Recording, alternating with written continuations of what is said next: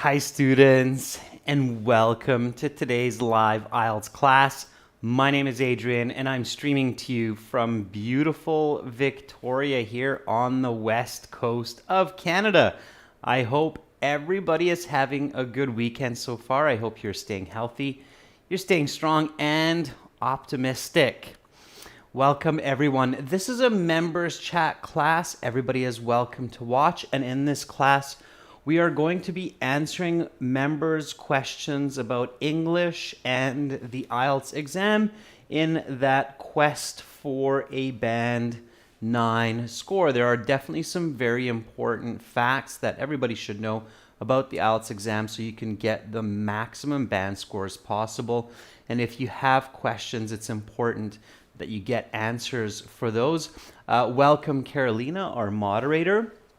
While we wait for some of your fellow members, this lesson is presented to you by aehelp.com. That's academicenglishhelp.com and generalieltshelp.com or gieltshelp.com. On both of our websites, we have lots and lots of materials to help you improve, to get you some answers to your questions, teach you skills and strategies. We have over 100 hours of video lessons. Let me just quickly show you our websites. And this is our academic IELTS website here with the blue background. You can click this big red button to join our premium package. It is a one-time payment for lifetime access. Once you join, you have access to your My Student account. And with your My Student account, you have several hundred hours of materials, including a computer-based practice exam. There's 6 of those. You have a fully interactive course that you can use on your tablet or phone through our mobile app as well. You have exams, workbooks, study plans. You have lots and lots of HD lesson videos with strategies and so on. So, and of course you have all of the audio CDs and some more services. For the general IELTS, it's the same idea, green background. Again, click this big red button to join the premium package. It's well worth the investment. Welcome, Arda. And if you have questions, feel free to send me an email, adrian@aehelp.com. Now, we've kind of had this theme of learning and fitness throughout this week's of live classes. That's because we've launched a new YouTube channel that's on a little bit of a different concept. This YouTube channel is called the Fun Run channel, okay? And this is an idea that follows with health and fitness, meaning that people who exercise regularly tend to perform better on exams like IELTS and tend to have more energy. So it's a good way to indirectly boost your scores and have some fun while doing it. Andre, welcome to the class. I'm doing fantastic. Thank you for asking. Of course, we have apps for our websites as well. You can go to your Google Play Store, download Academic IELTS Help, and link it to your web account, or download the app General IELTS Help and link that to your web account. Welcome, Nick Hill. Hi, June and Rajveer. Happy birthday, Arda. Happy birthday to you. Happy birthday to you. Happy birthday, dear Arda. Happy birthday to you. And many more. There you go. A little bit of song to cheer you up. We have got lots more classes next week. This is the last class, or last 2 classes for today. We will have a speaking part 3 class for everyone, where everybody will be able to join the chat. Then we have Sunday, Monday, Tuesday off as usual, and then I'm back on Wednesday with more live classes. All right, I'm glad I was able to bring a bit of cheer into your day. That's fantastic. Nothing like a little bit of song to get us going and put a smile on our face. All right. Enjoy every moment of life, students. Life is beautiful. Okay, so just to kick off today's class, so today is a question and answer class, and we will get to questions and answers for our members. Before we do that, yesterday when we finished our writing task 2, or almost finished our writing task 2, I did promise to complete the conclusion of the essay and then show that to you just in case you have some questions about the conclusion, or maybe we can kick off today's Q&A session with some questions about task 2. Up to you, not a big deal. This is an open session. So this week in the members chat classes, we have been dealing with this question here. And I'm just going to read the question, read the essay, and then we can specifically focus on the conclusion with some questions. So here we go. You should spend about 40 minutes on this task. Many people believe that physical fitness is essential for academic performance. How does exercise benefit school performance, and what can people do to maintain a regular fitness routine? Give explanations and examples for your response. Clearly, this is a third-person essay. It's not asking for your opinion. Generally speaking, essays that have concepts which are actual truths that are well proven, like fitness and education go hand in hand, it's not going to be a first-person essay because it's not according to your opinion. 99% or 99.9% of people will agree that exercise and learning go hand in hand. Your job here is simply to explain this concept. So it's no surprise that this is a third-person essay. Okay, so here we have our introductory paragraph, and let me just read the essay. Read with me, practice, and then you can ask me some questions. Okay, so here we go.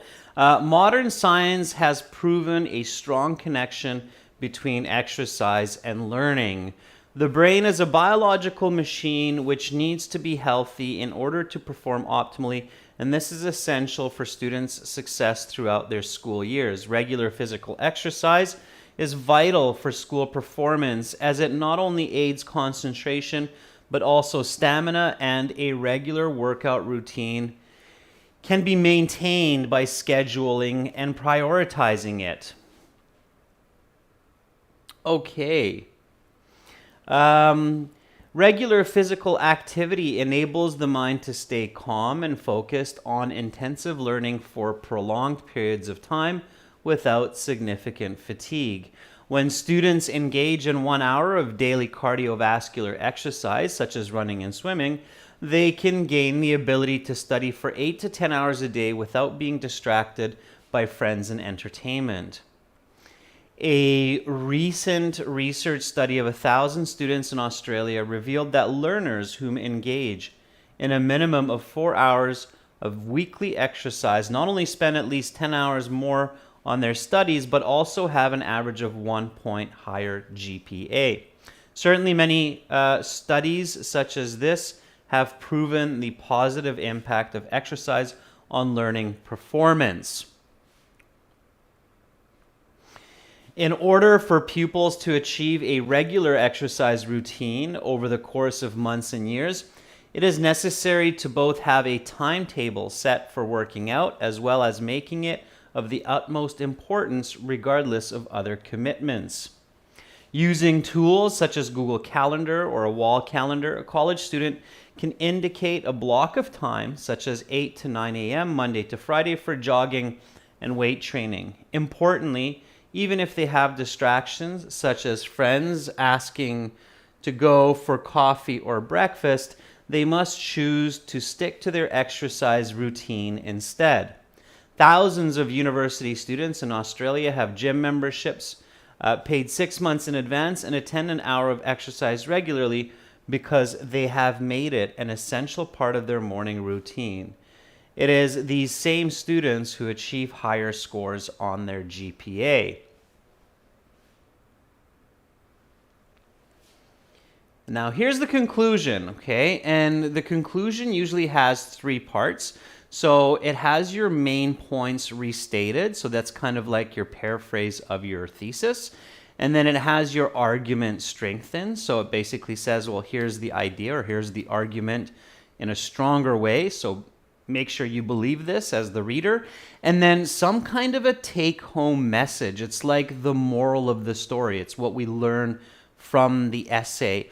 It must be easily understood from the essay, and it cannot be a new idea. Introducing new ideas in the conclusion is a common mistake. It's a big mistake because it lowers coherence. The reader doesn't have any explanations for new ideas in the conclusion, so it makes it confusing, okay?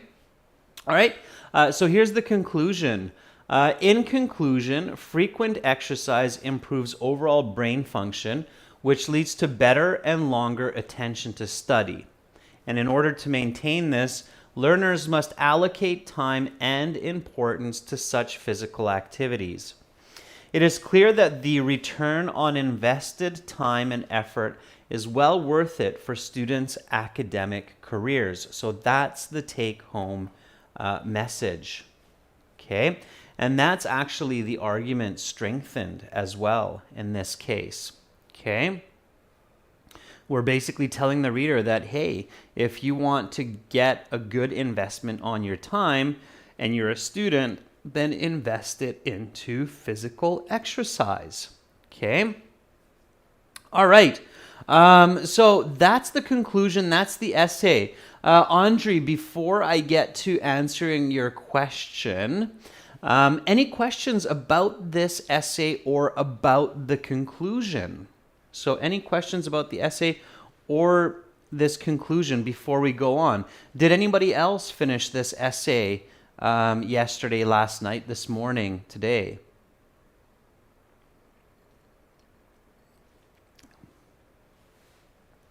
Yeah, so June is asking, in such third-person essays, we don't need to write I believe, think, or in my opinion, in the thesis. Absolutely not, June. So the voice of the essay is third person. It means that there is no I, me, my, you, okay? So you want to avoid that. June, I highly recommend, if you have not researched this, so it is very, very important for literature and writing. You must have clear knowledge about the rules around first,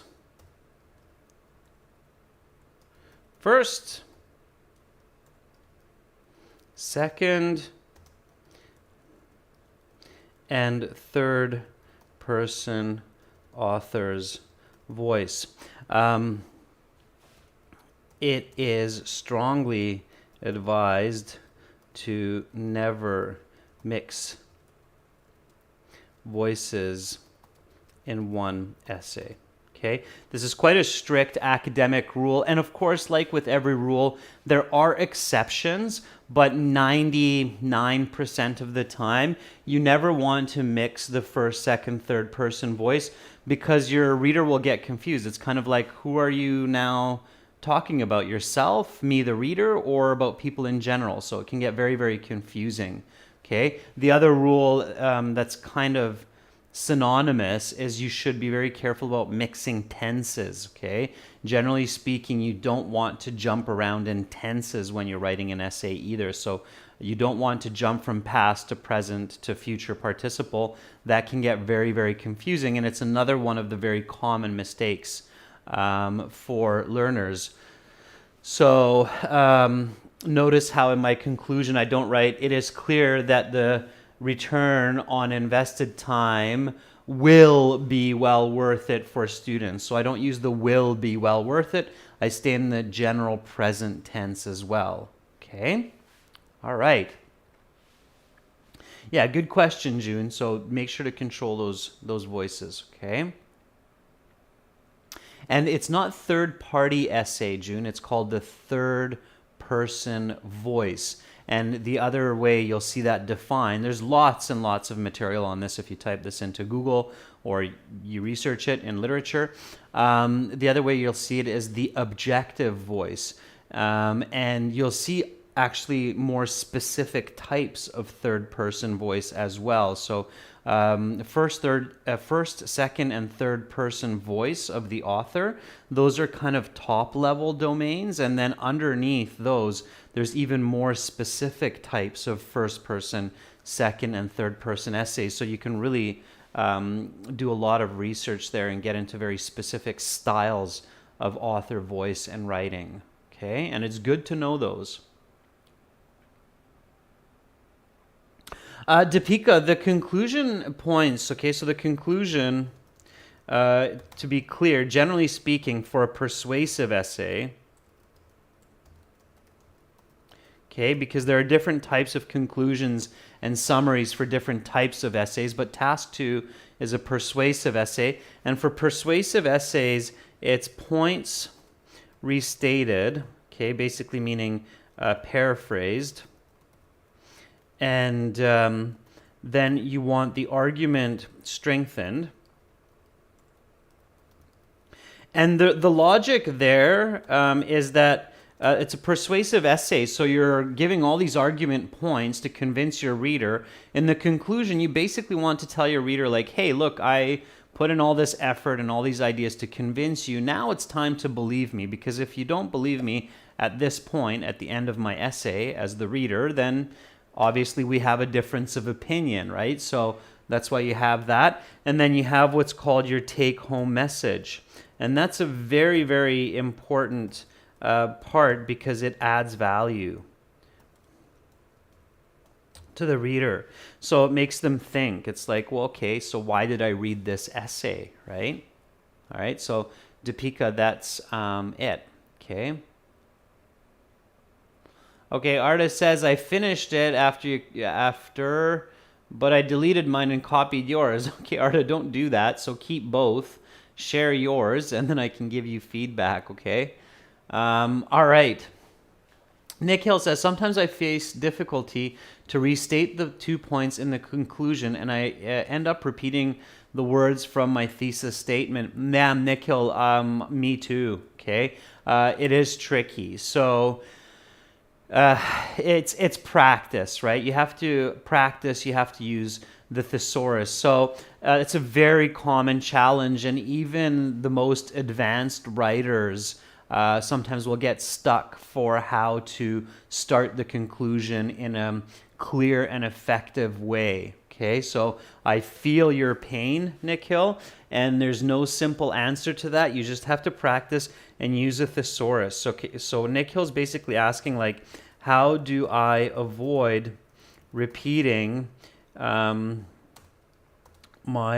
main points in the first part of the conclusion? Yeah, that's a tricky one, okay? The answer, Nick Hill, is it takes practice. Use a thesaurus.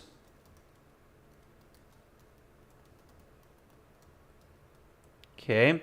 The thesaurus, everyone, for those of you who aren't sure, when you open up your Microsoft Word, of course, there are paper versions of the thesaurus as well. So it's probably a little bit small, you can't see it, but right beside this spell check, there's a thesaurus function, and you can basically highlight a word like, let's say, practice, and then you can click on the thesaurus and it will give you all kinds of other words like repetition, rehearsal, exercise, preparation, training, run through, drill, and then those will give you more ideas of how you can restate your points.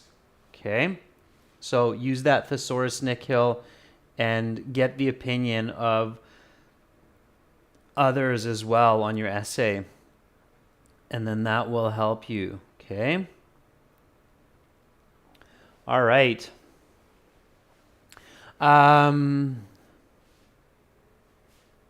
So Rajvir's conclusion is, in conclusion, regular exercise regimes empowers scholars to remain focused and perform well in their studies.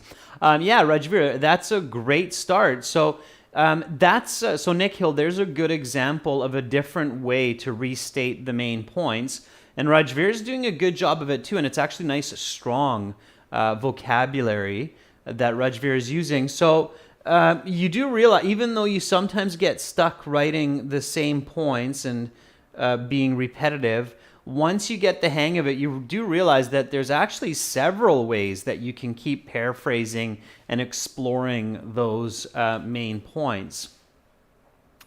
And then Rajveer writes, therefore, they must create exercise plans and make physical activity a top priority in their daily routines to reap its benefits in their academic pursuits. Yeah, instead of performance, I would write pursuits. And Rajveer, that's very nice writing just now. Okay? All right. Yeah, writing a good conclusion is extremely challenging, students. So I would say that in the real world, and you're going to find this in, especially when you're doing research, like your master's research, and you're doing a publication where it's a really serious piece of writing, and you're writing something that is going to go into the written record of the academic world through online journals and through publications. And I've done that, so I have published journals in developmental neuroscience in my postgraduate studies, and definitely I found the conclusion to be the most challenging part of the writing, to make that great, because that's the last note that you leave your reader on. So writing an amazing conclusion is arguably the most challenging part of literature, okay, for these types of essays. Right? Because they can always be better and better. So you can always wow your reader even more for that finish, right? So sometimes you'll write a conclusion where your reader's like, oh, okay, that's interesting. And in rarer situations, you'll write a conclusion where your reader reads the conclusion and they go, wow, that's amazing. I never thought about that. Thank you. Okay, that's kind of the effect. That's the ideal effect of the conclusion. So when IELTS is looking for that Band 9 essay, that's the effect that they're looking for. They're looking for that conclusion which makes the examiner feel like, wow, really? Okay, I haven't thought about it that way, or I haven't really considered this, but that's amazing. Thank you. Like, they actually will remember your conclusion even if they've read 100 essays. So it's that wow factor that your conclusion should elicit. And then you have a great chance of getting a high band score. Okay. All right. Thank you, Carolina, for reiterating that. Okay. Deepika is asking, can we use brand names like Google Calendar? Deepika, yeah, absolutely. So using pop culture is, yeah, a very good idea. And it's a good question, Deepika. So Deepika is asking, can we use brand names? And I'm going to say, or pop culture. Popular culture, right? Like Google Calendar. Or McDonald's. Yeah, there's no copyright or trademark valuation going on with these types of IELTS essays. So the answer here is yes, absolutely, and it's a good idea, okay?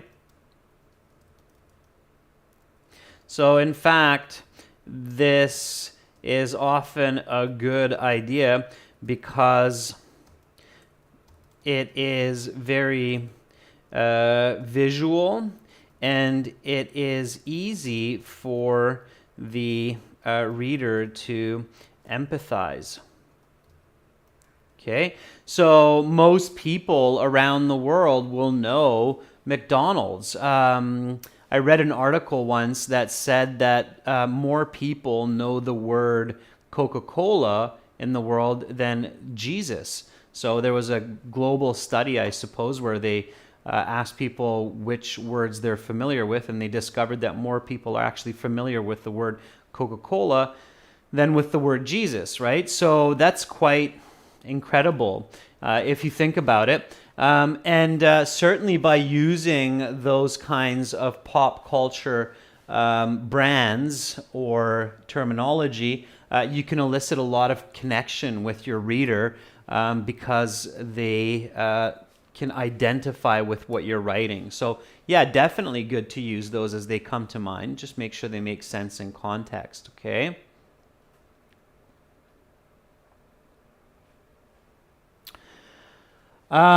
Akshay, how do I use therefore and thereby? Therefore is cause and effect, so as a result, okay? It's raining outside, therefore I will take my umbrella, so showing cause and effect. Thereby it's a different word, okay? It's a different connective. It means in that way or through that method, okay? UNICEF collected over $1 million, thereby feeding the natural disaster-stricken community for the next 2 weeks. Okay, so through the method of collecting $1 million, UNICEF was able to give food to people who suffered from an earthquake. So thereby they were able to help. So through that method. Okay, so it's kind of like therefore, but it's a little bit more specific. It's meaning through that method. Okay. Arda is saying therefore is a formal word of so, Akshay. Not quite, Arda. So and therefore are slightly different. Okay, Arda. So keep this in mind. You're kind of right, Arda. But you have to understand an important difference between so and therefore. So is a coordinating conjunction, and therefore is a subordinating conjunction. Okay, so if we want to get really technical, you do have to keep this in mind. Okay, so is a coordinating conjunction. It belongs to that limited set of coordinating conjunctions, the fanboys, for, and, nor, but, so, yet, if I got all of them, and therefore belongs to the set of cause and effect subordinating conjunctions like as a result, therefore, since. Okay, so keep that in mind. A little bit different rules when it comes to grammar. So yes, they're both showing a relationship of causality, but they belong to different types of grammar rules. So keep that in mind, okay? All right. And therefore does tend to sound more formal, Arda. That's true. Okay. All right. All right. Let me see. I think I might have jumped a couple of questions. Andre, yeah, sorry, Andre. I promised I would answer your question. So Andre had a question way before. Andre was asking, how can I improve my spoken English in a fast way? Yeah, that's a good question, Andre. I mean, that's a very general, broad question. And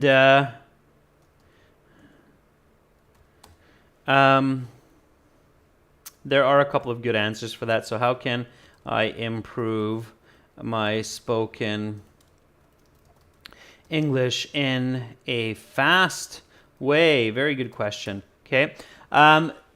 There's a very good answer for this. It's not easy. Okay. It's not an easy answer, but it is the answer. So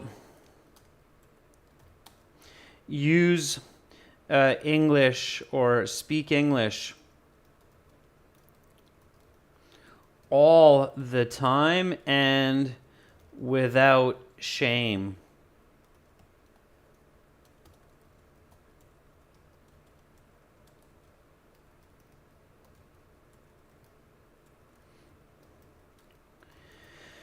Okay, like a 3-year-old child.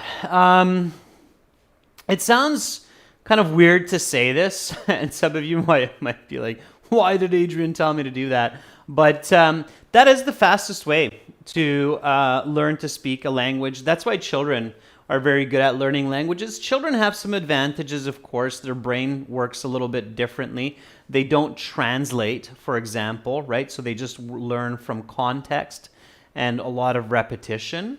But one natural skill that children have is that they just speak, and they speak without shame. Okay, so they don't worry about being embarrassed. And adults, one of the kind of ironic developments as we grow old is that we have this ego that we really want to protect. And we think everybody is paying attention to us and everybody cares so much about what we say and how we say it. And it's sometimes true, but in many cases, it's not as true as we think. Now, 3-year-olds or 2-year-olds, they don't care so much. They don't have as much shame. They poop their diapers. They got some stinky pants. I know. I've got a 5-year-old and a newborn right now. They don't care. It happened. Oops. Right? So living life without shame, it's a good skill to work on.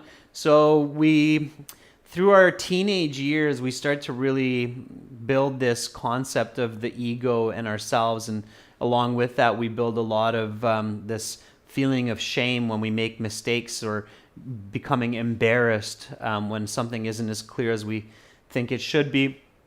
And the world is a lot more subjective than we tend to believe. And there's no need for all that shame. So to improve your speaking quickly, Andre, you just need to let go of that, and you just need to speak. Okay? So don't worry about mistakes. Mistakes are natural. If somebody laughs, that's their problem, not yours. At the end of the day, you will be the one laughing because you will have better English skills. And that's really, the best single answer that I can give you. You should get lots of feedback. You should record your speaking. There are lots of different ways to practice, but at the end of the day, speak all the time and speak without shame. Okay? That's your key to learning a language quickly. Okay? All right, let me try to catch up with where we're at right now. I think Rajveer was asking me a question here as well. Yeah, there it is. So Rajveer says, in the first body paragraph, shouldn't we use a comma to highlight the additive clause in the connecting and concluding sentence? Let me take a look, Rajveer, and then I'll get back to you. So,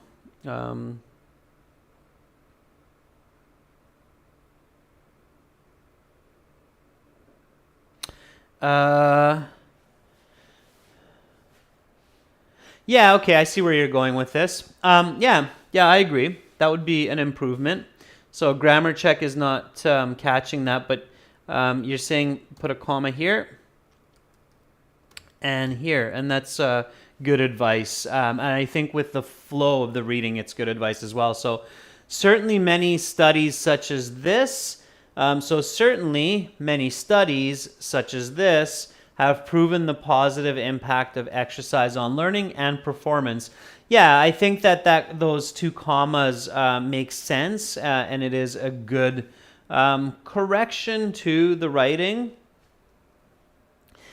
I believe some English professors might say that in this case it's not absolutely necessary in the flow of the sentence, but yeah, to be on the safe side, we could add that, okay? Yeah, that was a good one, Rajveer. So additive clause, oftentimes, and I think the reason why, Rajveer, you caught this so quickly is because of the such as. So oftentimes when you're using such as in your writing, you're giving an example, right? Such as introduces an example. It's definitely good to learn how to use this expression, such as. And in many cases, and I'm sure Rajveer is familiar with this, when you use such as, you're creating an additive idea. So you're basically adding a piece of information into your sentence. You're inserting that piece. And when you insert a piece like that, you put commas on both sides of it as an additive clause, okay, to your writing. So good question, Rajveer, about that. Yeah. And highlighting the use of that, okay? All right. All right. So, let's see. Arda is asking, I find the 1 minute preparation time short in speaking part 2 and cannot generate creative and unique ideas. How do I get over this? Yeah, Arda, okay, good question. So when we do our speaking part 2 exercise in these live classes, yeah, I give you a lot of information to think about, right? So thinking about the topic, the controlling idea, the category, place, person, object, event, idea, about what you need for each of those, as well as coming up with some unique ideas and then creating some notes and your first sentence, and you have to do all that in 1 minute. Whew, that's tough. Yeah, I agree. That's tough, and it takes practice. And artists specifically focusing on those creative and unique ideas. Be visual, Arda. So try to visually see the concept and try to draw on information from your own experiences or from movies that you've seen, from songs that you've heard. It's definitely like, so let's say you're having a little bit of trouble in the 1 minute preparation time. Okay, Arda? So, Arda, I'm going to kind of rephrase what you're saying. So, okay,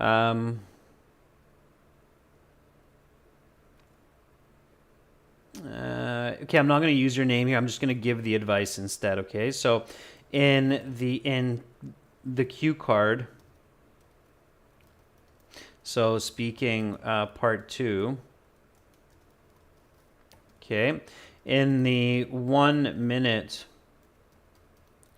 preparation time, the most important 2 steps are A, coming up with 3 good ideas to choose from, and B, getting your first sentence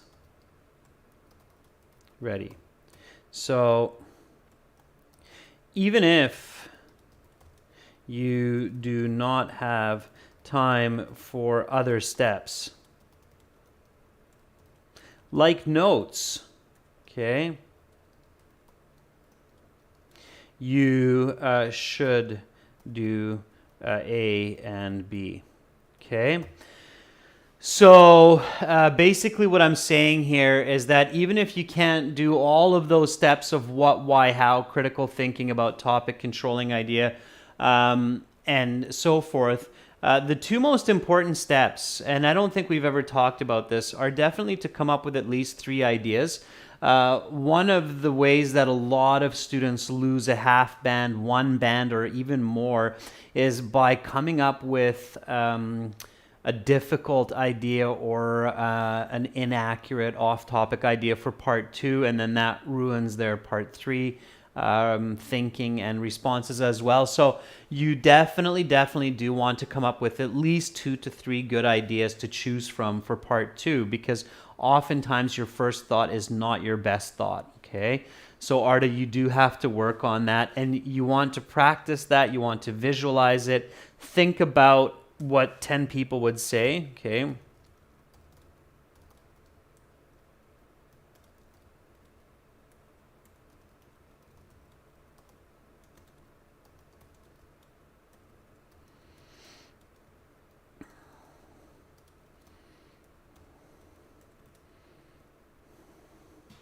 Never spell that word feud. There we go. I believe that's it. So there's a game show called Family Feud. It's all around that idea of what are the most popular ideas, right? Like they'll have a topic like things people keep in their pocket, okay? And then number 1 answer, keys. Number 2 answer, wallet. Number 3 answer, tissue paper, okay? So There's actually a game show that focuses on this very concept of what are the most popular concepts for these kinds of questions. So if you ever want to do something fun and practice for part 2, you could check out a game show. I think it's had lots of different hosts over the years, and it's a game show that's been on American and Canadian television for probably like 30 years. And it's called Family Feud, and it focuses around the idea of what are the most popular answers for these kinds of concepts that Part 2 cue cards often deal with, like talk about an item that you keep in your pocket, or discuss an important event in high school, okay? And you'll see Family Feud will often have these kinds of cue card topics, and then people have to kind of guess what are these most popular answers to these questions. So that's kind of a fun way to improve your thinking around cue cards by watching some of these game shows and also improving your English. So check it out, okay? Family Feud, and participate. So if you're watching it on YouTube or if you're downloading some episodes or something, when they ask the question, pause the video, try to guess what it is, and then see how well you do compared to the other contestants on what they say for these kinds of, so you can kind of play along, okay, with Family Feud.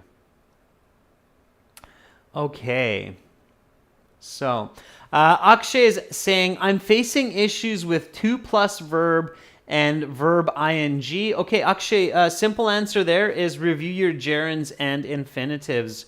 So, 2 plus verb, infinitive versus verb plus ing is the gerund. So if you are unclear about this difference, you have to review and practice your grammar for infinitive and gerunds, okay? Yeah. All right. That's without going into like a 3-hour class on gerunds and infinitives and different contexts and grammar rules around that. Okay, students, I'm going to stop here for today. Okay, I think there were lots of great questions, and I hope you've got some further clarity on what to do and how to do. A nice broad range of questions in today's class. Again, happy birthday to you, Arda. I hope that your day is filled with fun, happiness, lots of love from those you care about around you. And again, remember, students, you can always visit aehelp.com to get more answers to your questions, and glshelp.com for general IELTS. I'll quickly show our viewers one more time what those look like. This is our general IELTS website here. You can click that big red button to join the premium package. It's a one-time payment for lifetime access. The academic one, I've logged in, and when you're in your My Student account, you'll find a forum and a blog where you can ask other students questions, you can ask us questions, and you can also access the blog for some very common questions that people face in the IELTS exam, okay? So that's it for right now. I will be back in about 40 minutes for speaking part 3, okay? So speaking part 3, exercise and practice, and we'll do that together. So stick around, take a break, maybe have some breakfast if it's early for you. If it's later, have a snack, get some refreshments, hydrate, and then come back and let's do some speaking practice. So thank you everyone for participating in the class. You're very welcome, Rajveer, Rashika. Thank you, Carolina, for moderating. And see you shortly. I'm Adrian. I'm signing out for now. Bye.